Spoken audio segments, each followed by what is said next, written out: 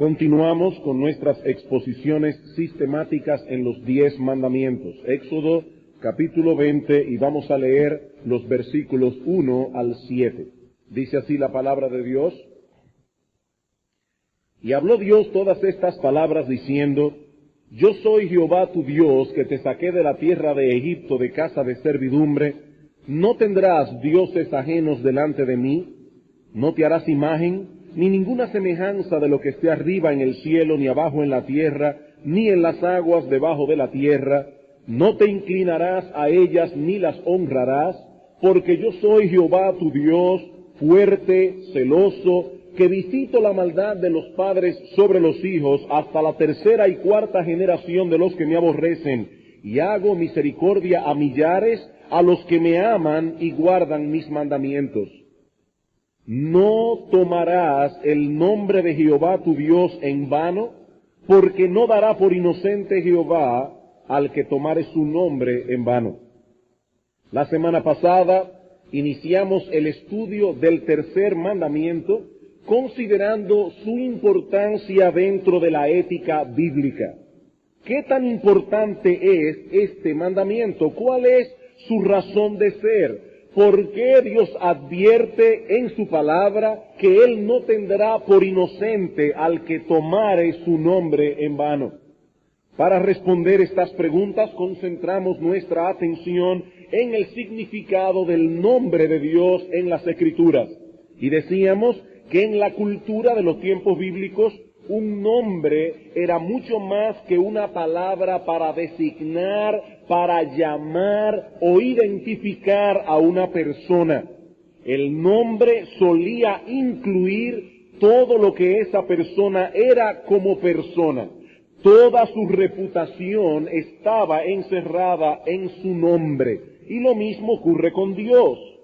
Su nombre es una revelación de sí mismo como creador y redentor, de modo que exaltar su nombre es exaltar a Dios mismo, así como menospreciarlo y tomarlo como algo ligero y sin valor, implica un menosprecio de la persona misma de Dios. Detrás del nombre de Dios está Dios mismo. Y Dios no quiere que hablemos de Él o pensemos en Él con ligereza. Así que, hermanos, el foco de atención de este mandamiento es el honor, la reputación, la majestad, la gloria de Dios y el temor reverente que todo eso debe producir en nosotros. Hermanos y amigos, el tercer mandamiento nos lleva de la mano al temor de Dios, a tener una perspectiva adecuada de la grandeza de Dios y del temor reverente que debemos mostrar nosotros en consecuencia. Nuestro Dios es glorioso, majestuoso, digno de honor, reverencia, y cuando hablamos de Él, cuando hacemos alguna referencia a Él en nuestra conversación, o aun cuando pensamos en Él, debemos hacerlo con esa conciencia. Nuestro Dios es digno de ser temido. Ahora bien, en nuestro sermón anterior no pudimos detenernos como hubiésemos querido en este concepto del temor de Dios. Y lo que deseo hacer en esta mañana es ampliar este punto para entrar luego en el contenido del tercer mandamiento, aunque eso tendrá que esperar Dios mediante el próximo domingo. Para que no perdamos de vista dónde nos encontramos actualmente en nuestro bosquejo, aún seguimos considerando nuestro primer encabezado, la importancia del tercer mandamiento. La importancia del tercer mandamiento. La semana pasada, como ya dije, nos concentramos en el significado del nombre de Dios. Hoy centraremos nuestra atención en el temor que ese nombre debe inspirarnos. Ahora bien, algunas personas se espantan cuando escuchan hablar del temor de Dios. Suponen que se trata de un concepto arcaico, anticuado, algo que pertenece a la era antiguo testamentaria y que no debe ser mencionado siquiera en la presente dispensación del nuevo pacto. Máxime tomando en cuenta que estamos ministrando la palabra de Dios a finales del siglo XX, a punto de entrar en el siglo XXI. Sin embargo, cuando vamos al Nuevo Testamento, vemos que este concepto es tan parte del Nuevo Pacto como lo fue del Antiguo. De hecho, una de las promesas que encontramos en el Antiguo Testamento de las bendiciones que tendríamos en esta era del Nuevo Pacto es que Dios pondría su temor en el corazón de sus hijos. Hablando de las bendiciones que vendrían al pueblo de Dios a través del Mesías y de su obra redentora, dice Dios en Jeremías capítulo 32, versículos 39 y 40, y les daré un corazón y un camino para que me teman perpetuamente, para que tengan bien ellos y sus hijos después de ellos, y haré con ellos pacto eterno, que no me volveré atrás de hacerles bien, y pondré mi temor en el corazón de ellos para que no se aparten de mí. La mayor bendición que Dios nos da es su propia presencia en nuestras vidas, el poder andar en comunión íntima con Él. Dios es la fuente de todo bien. Ninguna bendición es mayor que su compañía y ninguna desgracia se compara con estar lejos de su presencia. Por esa razón, parte de la bondad de Dios para con su pueblo tiene que ver con implantar su temor en nuestro corazón, pues es ese temor el que impedirá que nos alejemos de Él. Pondré mi temor en el corazón de ellos para que no se aparten de mí. Los beneficiarios de las bendiciones del nuevo pacto se reconocerían por ser hombres y mujeres temerosos de Dios. Esa es la promesa que encontramos en el Antiguo Testamento y esa es la realidad hecha ya viva que encontramos en el Nuevo Testamento. En Hechos capítulo 9, en el versículo 31, se dice de las iglesias que estaban en Judea, Galilea y Samaria, que tenían paz y que eran edificadas en el temor del Señor. Ese es el ambiente en el que las iglesias cristianas crecen. Ese es el ambiente en el que las iglesias cristianas maduran y se fortalecen, el temor de Dios. Las iglesias solo son edificadas cuando individual y colectivamente sus miembros andan en el temor del Señor. En 2 Corintios capítulo 7 versículo 1 nos dice el apóstol Pablo, así que, amados, puesto que tenemos tales promesas, limpiémonos de toda contaminación de carne y de espíritu, perfeccionando la santidad en el temor de Dios. Perfeccionando la santidad en el temor de Dios. El temor de Dios es el combustible necesario para crecer en santidad. Y de hecho, en cierto modo, ese texto de 2 Corintios explica el comentario que hace Lucas en Hechos acerca de las iglesias. ¿Por qué eran edificadas las iglesias de Judea, Galilea y Samaria? Porque los creyentes allí tenían temor de Dios. Y ese temor los movía a perseguir la santidad. El temor de Dios nos mueve a una conducta irreprensible, aún en el cumplimiento de nuestros deberes y responsabilidades cotidianas. Hablando a los siervos en Colosenses capítulo 3, en el versículo 22, Pablo los exhorta a obedecer en todo a vuestros amos terrenales, no sirviendo al ojo como los que quieren agradar a los hombres, sino con corazón sincero, temiendo a Dios. Siervos, ¿cómo deben ustedes realizar sus labores? Temiendo a Dios. Y en Hebreos capítulo 12, versículo 28, se nos exhorta a servir y agradar a Dios, agradándole con temor y reverencia. Así que la edificación de los santos, el crecimiento en santidad, la responsabilidad en el cumplimiento de nuestras labores, el servir y agradar a Dios, todo eso requiere que crezcamos en el temor de Dios. Es por eso que el apóstol Pedro nos dice en 1 de Pedro 1:17, y si invocáis por Padre a aquel que sin acepción de personas juzga según la obra de cada uno, conducíos en temor todo el tiempo de vuestra peregrinación. Así debe ser nuestro andar diario, no solo cuando estamos aquí en la iglesia, no solo cuando estamos en el devocional familiar o personal. Dice Pedro, conducíos en temor todo el tiempo.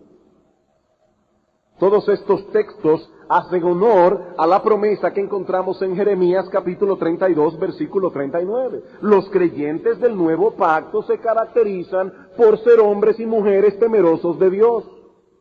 Ahora bien, ¿qué es el temor de Dios?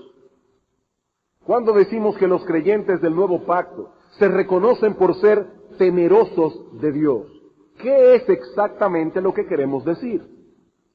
¿Es acaso que los creyentes viven todo el tiempo aterrorizados, pensando que Dios los va a castigar por esto y que Dios los va a castigar por aquello? ¿Es de ese terror paralizante y esclavizante del que habla la Biblia cuando nos dice que los verdaderos hijos de Dios, aquellos que le invocan por Padre, viven en temor todo el tiempo de su peregrinación? Hermanos y amigos, ¿qué es el temor de Dios?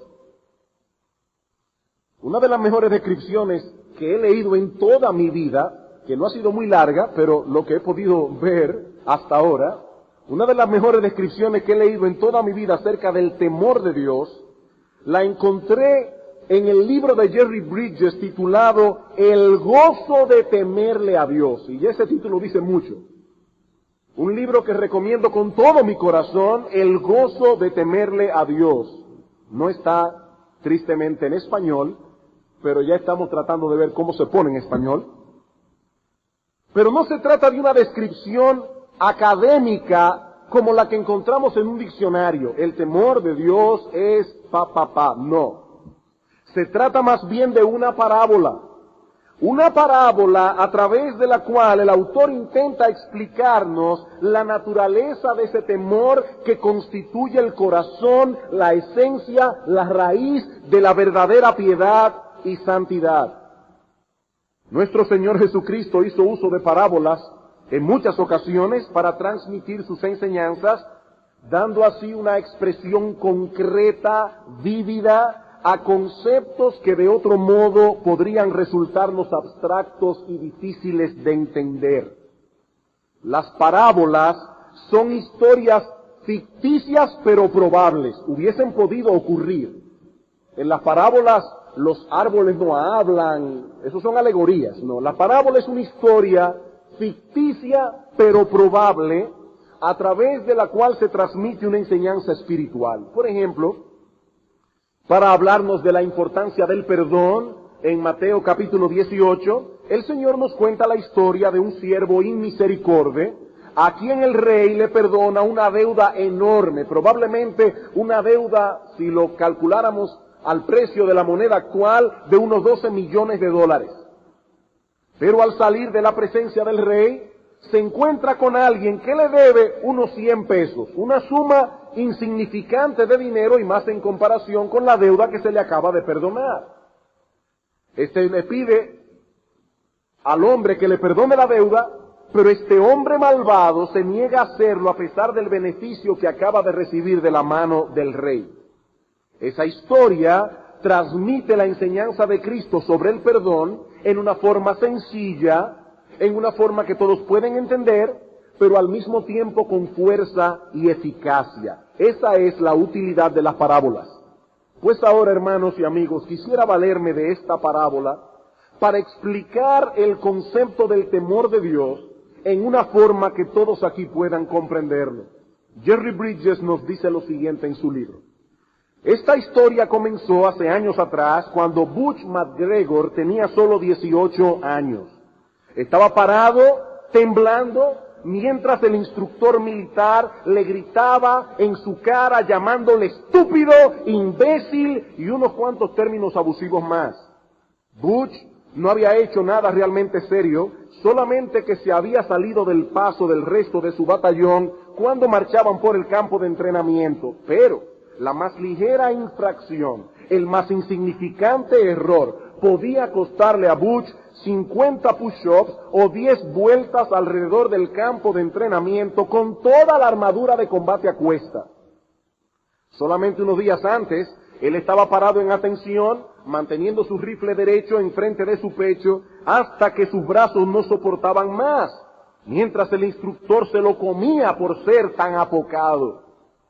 Por supuesto, esto no era lo que Butch tenía en mente cuando habló con el sargento reclutador justo después de haberse graduado de secundaria. Él había oído que la Marina estaba buscando unos cuantos hombres buenos, y con 6 pies, 2 pulgadas y 200 libras de músculo sólido, él pensó que calificaba. Lo que Butch no esperaba era cuánto abuso mental y emocional experimentaría en el entrenamiento básico. No estaba preparado para la intimidación verbal y la humillación delante de sus compañeros reclutas. Él era 4 pulgadas más alto y 40 libras más pesado que el sargento que ahora le gritaba.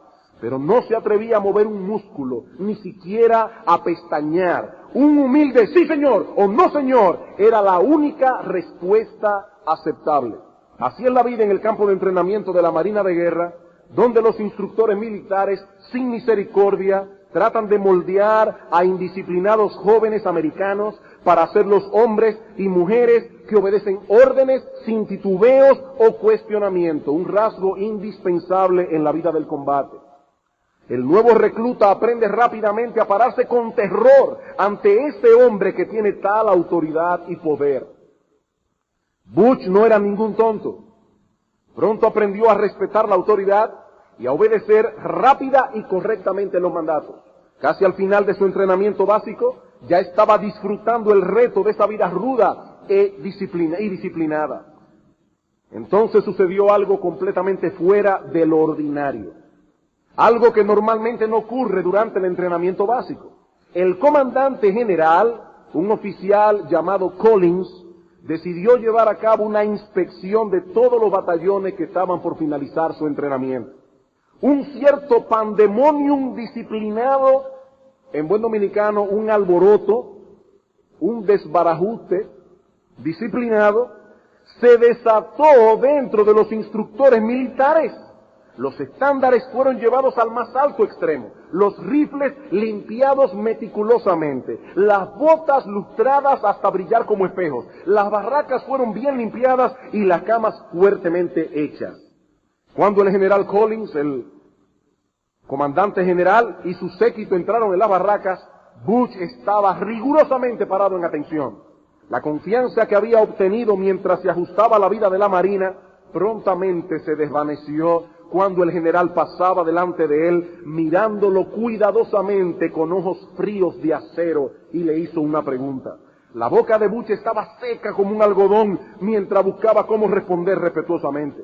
Él experimentó un profundo sentido de terror, mientras él, un humilde recluta, estaba parado en la presencia de este general del cuerpo de la Marina. Después del entrenamiento básico, Butch fue asignado a un centro común divisional, donde pronto fue reconocido como un hábil y responsable chofer, y fue galardonado con una promoción a cabo. Ya no era un recluta, ahora es cabo. Mientras tanto, el general Collins, aquel que hizo la inspección, fue promovido a mayor general y llegó a ser el oficial comandante de la división en la que estaba Butch. Pero luego Butch McGregor, por su reputación, Butch eventualmente fue seleccionado para ser el chofer del general Collins. Butch tenía emociones mixtas acerca de su nueva asignación. Gozaba la confianza que habían depositado en él, pero por el otro lado se acordaba de esos ojos fríos de acero en el día de la inspección en el campo de entrenamiento. Otra vez el terror se apoderó de él mientras se reportaba sus deberes el primer día. Ahora Butch, convertido en el sargento McGregor porque lo habían promovido, pronto descubrió que detrás de esos ojos de acero había un general sensato y justo. Mientras escuchaba las conversaciones del general con los otros oficiales, porque era su chofer, Butch se sorprendía frecuentemente de la evidente sabiduría y destreza militar del general. También notó la elevada moral y el espíritu de equipo que el general impartía en la división completa.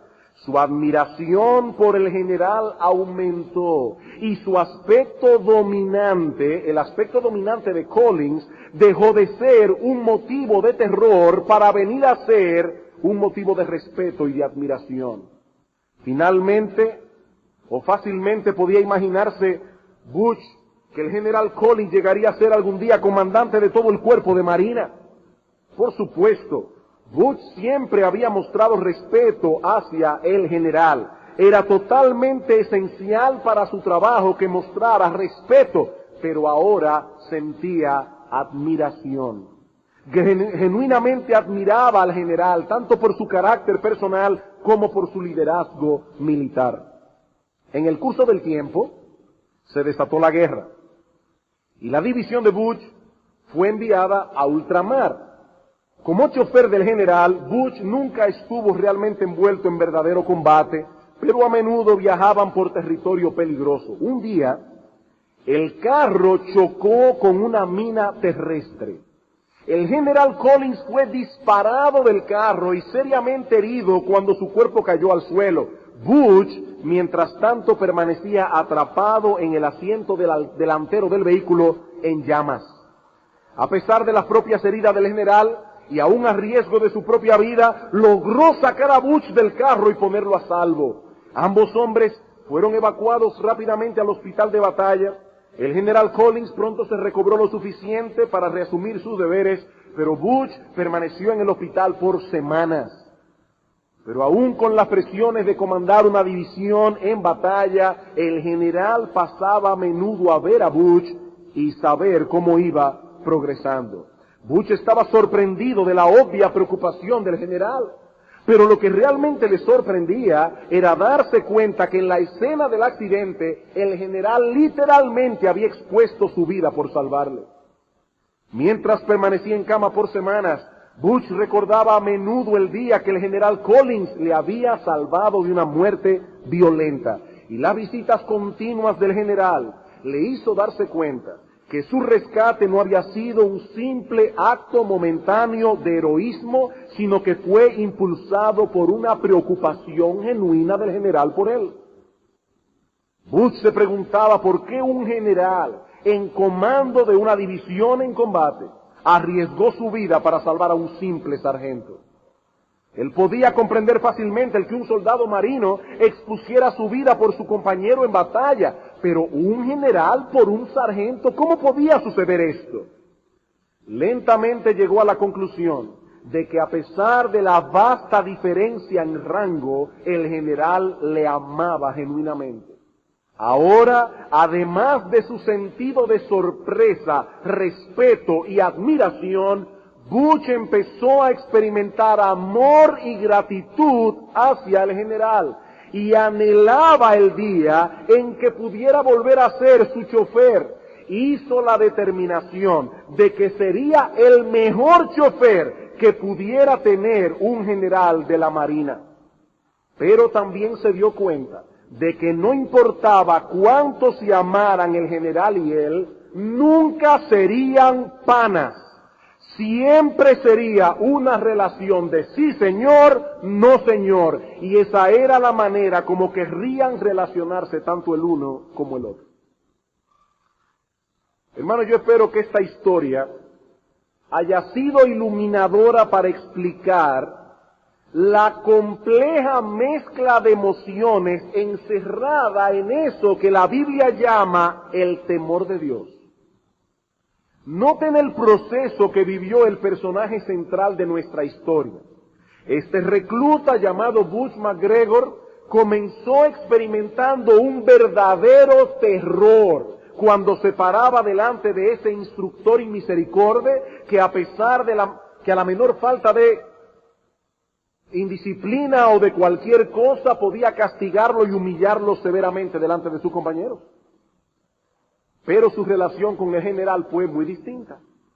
El día de la inspección sí experimentó un sentido de temor aún más profundo del temor que tenía por el instructor, pero no porque este general le tratara con crueldad, porque él ni siquiera lo conocía, sino por el hecho de que estaba delante de un oficial cuyo rango era muy superior. superior incluso que al instructor que lo había entrenado. Pero luego vemos que Butch McGregor tiene la oportunidad de relacionarse cotidianamente con el general. Y ahora comienza a observar tanto su carácter personal como sus habilidades evidentes de liderazgo, y eso ahora lo lleva a experimentar un tipo distinto de temor. El temor que es producido por el respeto y la admiración. Ese respeto y esa admiración guardaban a este recluta de no extralimitarse en su familiaridad con el general.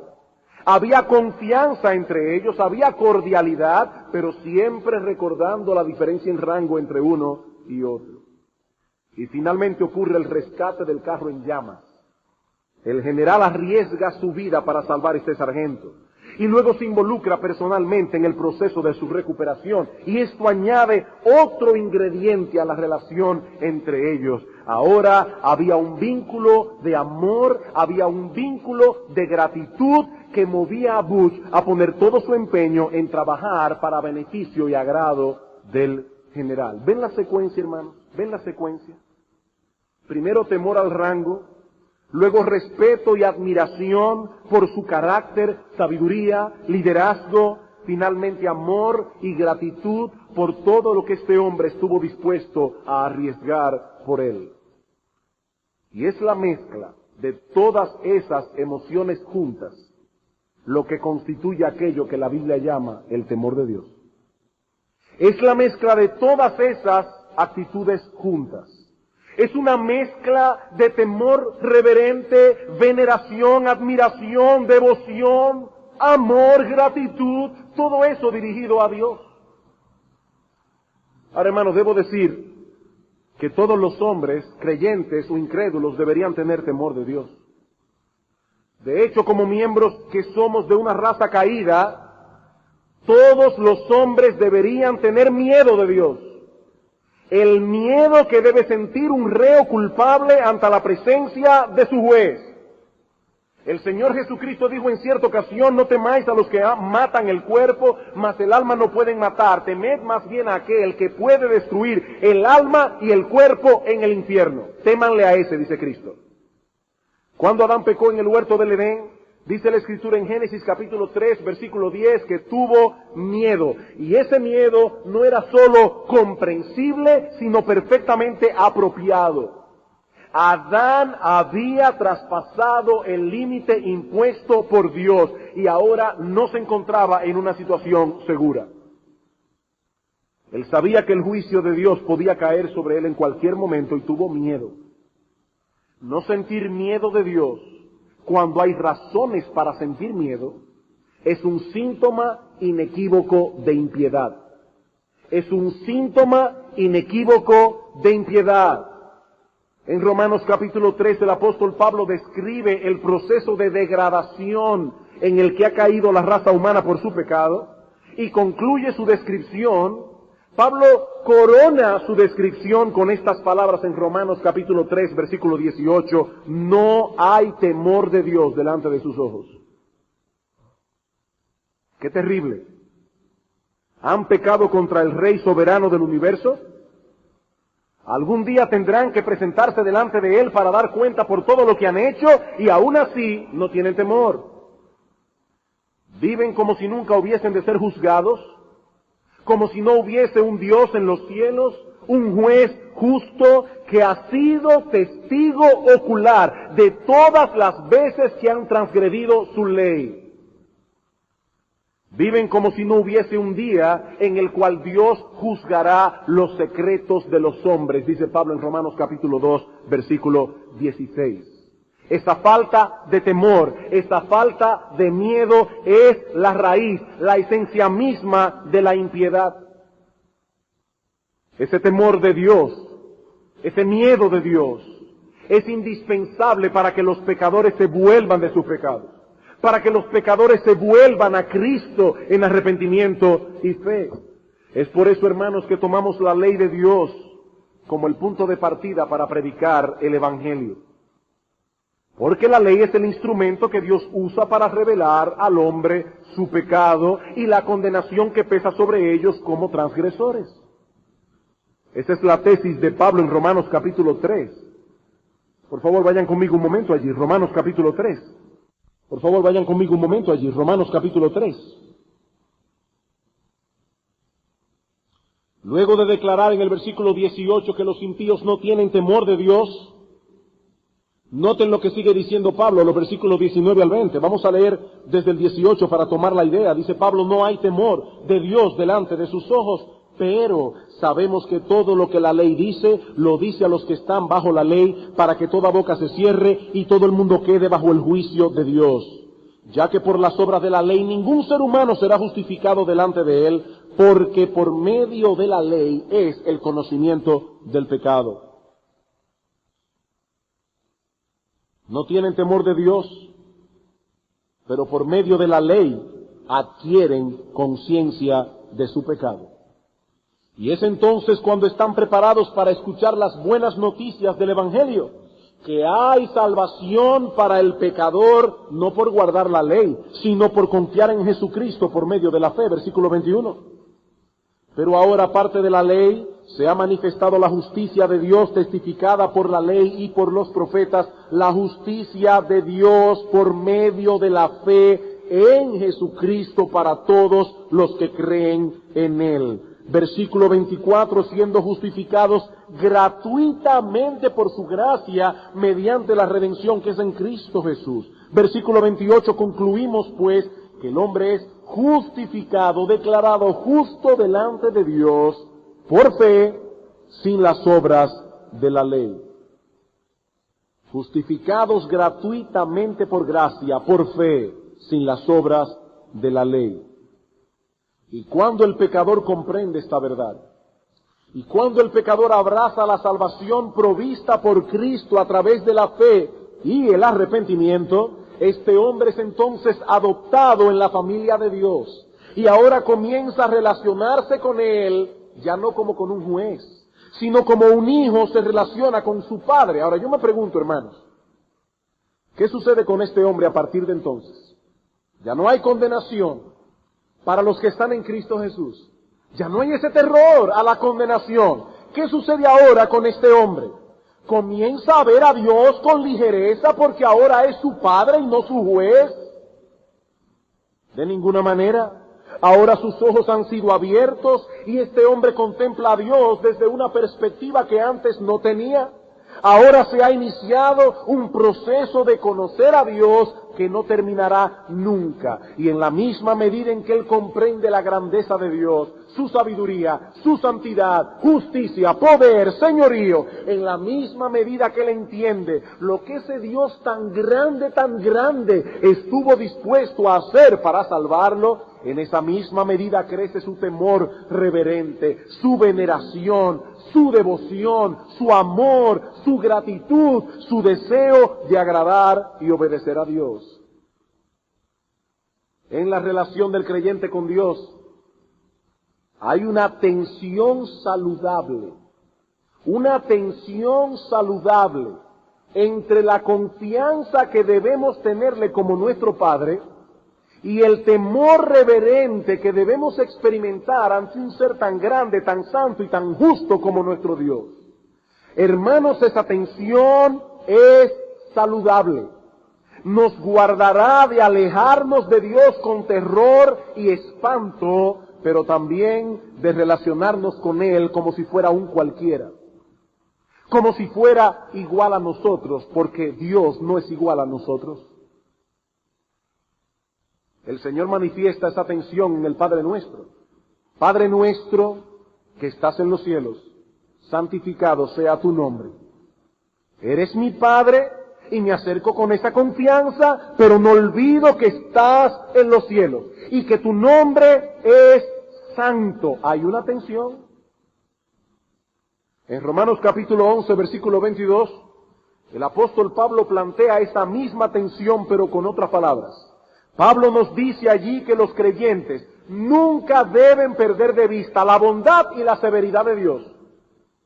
La bondad y la severidad de Dios. Algunos solo ven la bondad de Dios, pero pierden de vista su severidad. Por eso menosprecian la disciplina del Señor. Por eso confunden la gracia con una licencia para vivir como mejor nos plazca. La Biblia dice que Dios está comprometido a hacernos santos, porque Él nos ama. El Señor al que ama disciplina y azota a todo el que recibe por hijo, dice en Hebreos capítulo 12, versículo 6. Y cuidado, hermanos, con menospreciar la disciplina del Señor. En Corinto algunos hermanos recibieron esa disciplina de Dios por la forma irreverente y ligera que celebraban la cena del Señor. Y Pablo dice en 1 Corintios capítulo 11, versículo 27, hay entre vosotros algunos que están enfermos y otros han muerto. La bondad y la severidad de Dios. Pero hay otros que solo ven la severidad de Dios y pierden de vista su bondad, y pierden de vista su misericordia, y pierden de vista el perdón que Él otorga compasiva y tiernamente cuando, arrepentidos de nuestros pecados, venimos a Él en aquellos momentos en que no nos hemos comportado como hijos obedientes. No, hermanos, hay perdón en Dios. Hay perdón, y gracias al Señor que hay perdón en Cristo. Hermanos, yo creo que en cada sermón que se predica en una iglesia, no en esta, en cualquier iglesia que se predique la palabra de Dios con fidelidad, hay porciones del sermón que van a tocar tu conciencia. Te vas a sentir que has faltado contra Dios. ¿Ustedes creen, hermanos, que es fácil para un predicador tomar la palabra de Dios y predicar acerca del temor de Dios? No, hermanos, eso no es fácil, y yo tengo que ampararme en la sangre de Jesucristo para predicar esto, porque yo sé que yo no temo a Dios como debería temerle. Y cuando se habla de un tema como este, en una forma u otra, todos nos sentimos cortos. Gracias a Dios, gloria a Dios por la sangre de Jesucristo. Tenemos que ver ambas cosas al mismo tiempo. Esforcémonos, amados hermanos, por adquirir y mantener una perspectiva balanceada de Dios. Hay dos fuerzas opuestas en el reino físico que no pueden existir la una sin la otra. La fuerza centrífuga y la fuerza centrípeta. Centrifuga, lo que se va del centro. La centrífuga empuja hacia afuera desde el centro de rotación, mientras la centrípeta empuja hacia el centro de la rotación. Por ejemplo, si usted toma una soga y le amarra en la punta a una piedra y le da vueltas a la piedra ejercerá una fuerza centrífuga sobre la soga, la va a alejar del centro de rotación, por eso la soga está tensa. Pero al mismo tiempo la soga está ejerciendo una fuerza centrípeta sobre la piedra y por eso no se va para arriba, sino que se mantiene girando alrededor del centro de rotación. Alguien sugiere que estas dos fuerzas del reino físico pueden ayudarnos a entender esa tensión del creyente en su relación con Dios.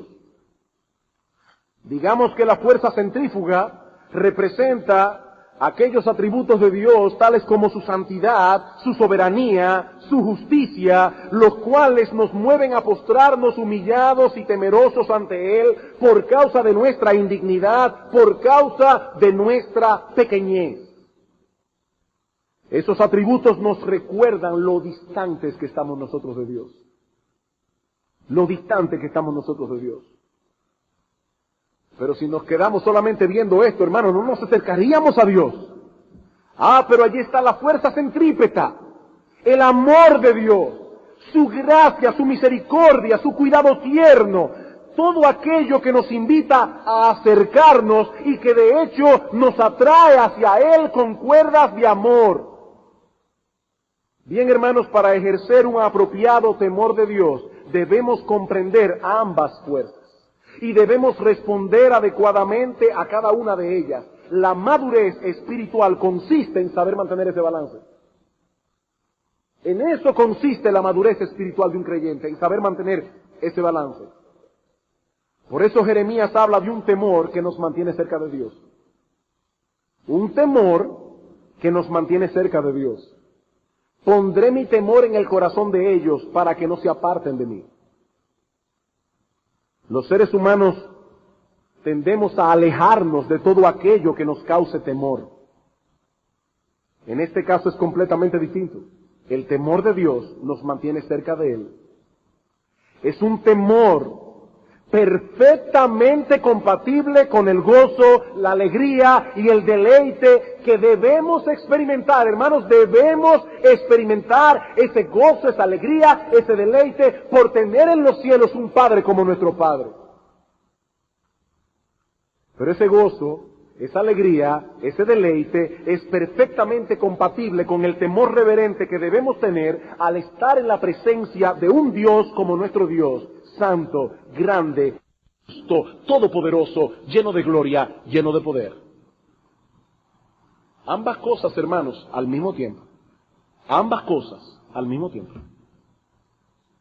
Temor reverente, gozo, alegría, veneración, devoción, todo mezclado en su justa proporción. Hermanos, ¿por qué no debemos tomar el nombre de Dios en vano? Porque el nombre de Dios lleva consigo la reputación, el honor, la gloria de Dios. Tomar su nombre a la ligera implica una visión inapropiada de quién es Dios, porque nuestro Dios es digno de ser temido. Juan nos dice en Apocalipsis 15, 3 al 4, que los santos en el cielo cantarán este cántico: grandes y maravillosas son tus obras, Señor Dios Todopoderoso. Justos y verdaderos son tus caminos, Rey de los santos. ¿Quién no te temerá, oh Señor, y glorificará tu nombre? Pues solo tú eres santo, por lo cual todas las naciones vendrán y te adorarán, porque tus juicios se han manifestado.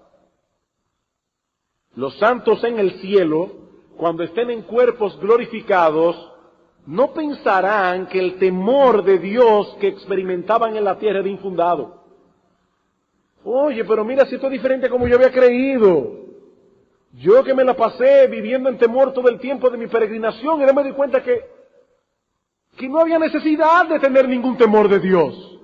No, hermanos, los santos en el cielo confirmarán que es una locura no tener temor de Dios.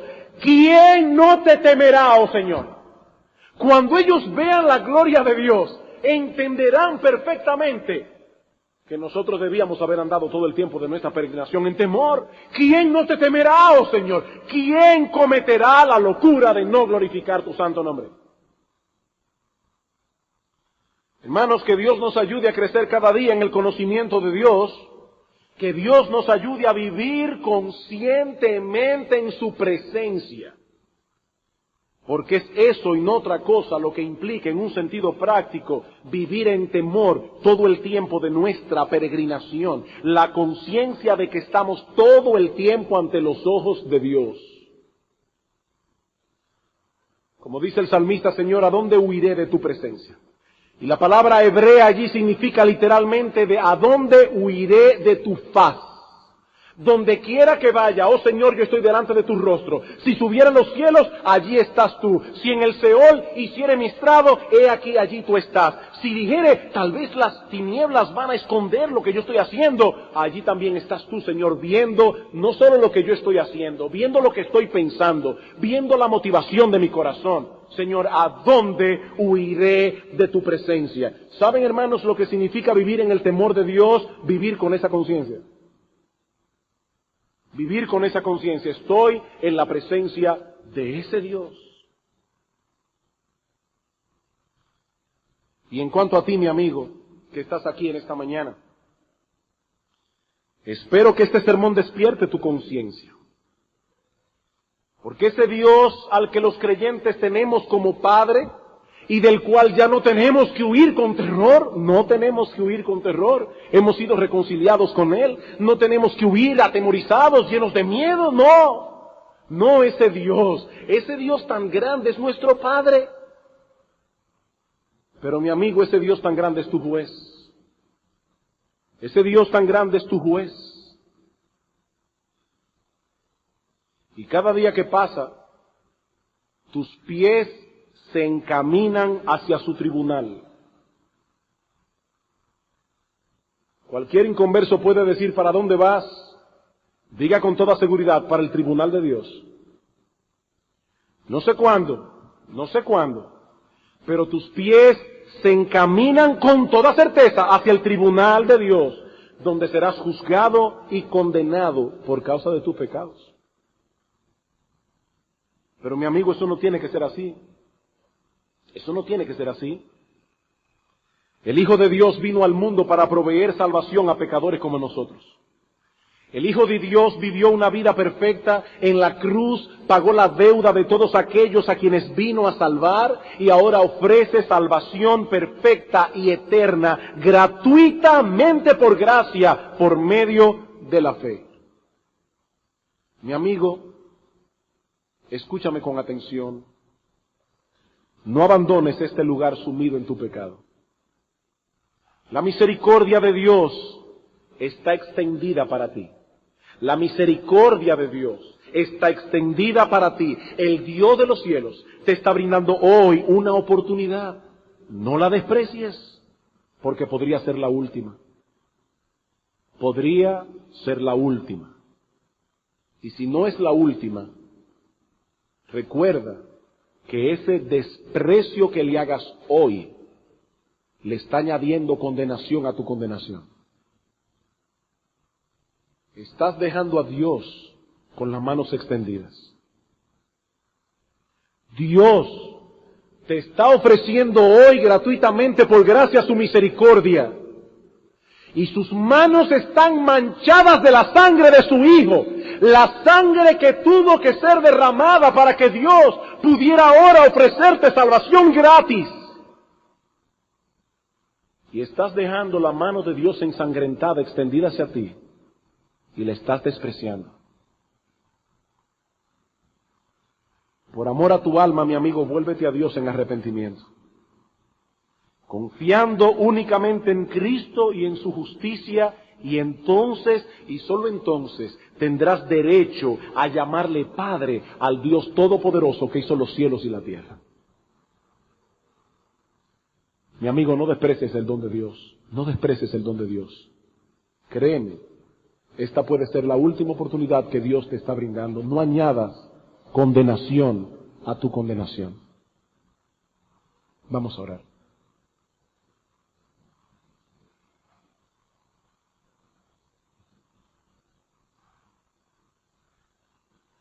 Padre nuestro que estás en los cielos,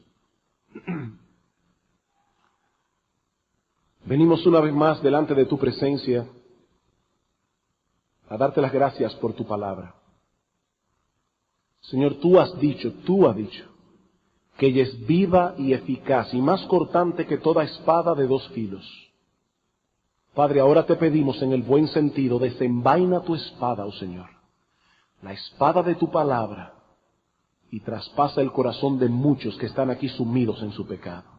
Oh Señor, ten misericordia de ellos. Padre, ábreles el entendimiento, para que ellos no desprecien, para que no cometan el sacrilegio tan grande de despreciar la salvación que tú has provisto en Cristo. Señor, ten misericordia. Te lo suplicamos en el nombre de nuestro Salvador. Amén.